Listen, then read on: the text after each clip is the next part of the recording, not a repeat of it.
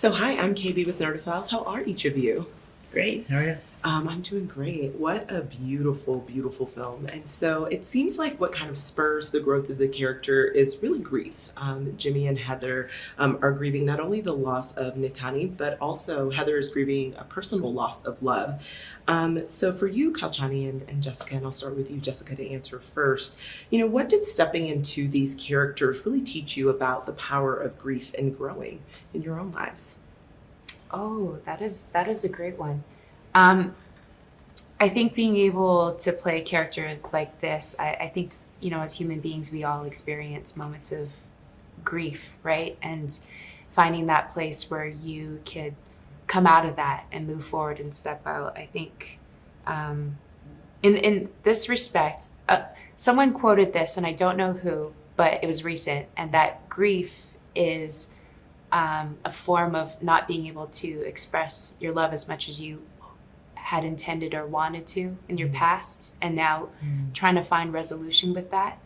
And I thought that was beautiful, because it's like we have so much love for our culture and our people, despite all of our struggles in life. So it's like when someone is hurt and impacted in our community, I mean, that's family, regardless of our relationship dynamic with that person, how well we know them or don't. And I think that's a massive thing that we tackle in this film, is how an entire nation is impacted with grief. So I love that Heather Hobbs is a deep reflection and a mirror of what not only an individual goes through when experiencing that, but as a human being. And a community at and large. in a community at large, yeah. Yeah, so similar to Jimmy. Jimmy, when handling this, grieving his best friend, and having to navigate these challenges in his life.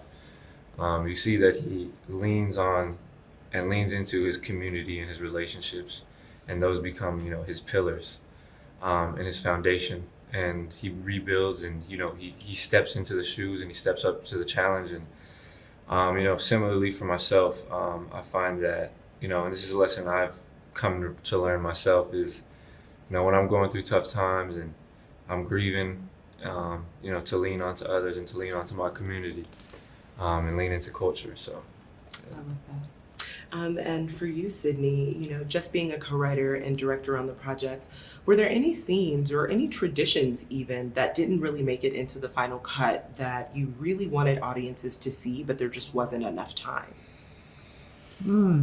That's a good question. Were there the bleacher scene?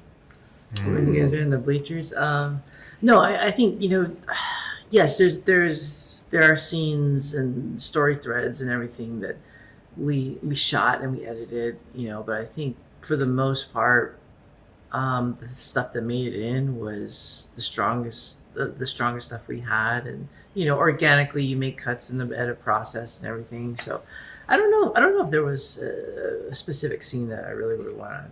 I think we got the cream rose to the top. Okay, I love it. The cream rose to the top. And last, for each of you, what does it mean to kind of have this beautifully rich story out in the world, and how does it really play into the legacy of the body of art that you guys want to leave, in your careers? And I can start with you, Kauchani. Yeah, to start off, I think had I seen something like this when I was younger, and even when I read the script for the first time, I was running around and I was screaming, and I could visually see it. And I thought to myself immediately that had I seen this when I was younger, I would have been instilled with so much pride and joy, and to be able to be a part of this, and essentially history. I think we learned that this is the highest budgeted film by an indigenous director. I love it.